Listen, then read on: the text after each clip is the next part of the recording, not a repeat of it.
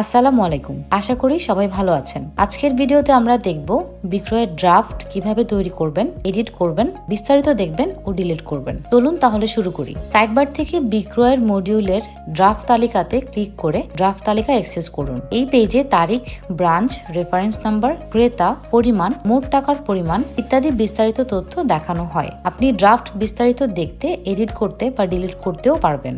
আপনি ড্রাফট তালিকা বা ক্রয় সংযোজন পেজ থেকে ড্রাফট সংযোজন পেজে যেতে পারবেন। সকল প্রয়োজনীয় তথ্য যোগ করে ড্রাফটে রাখুন বাটনে ক্লিক করুন।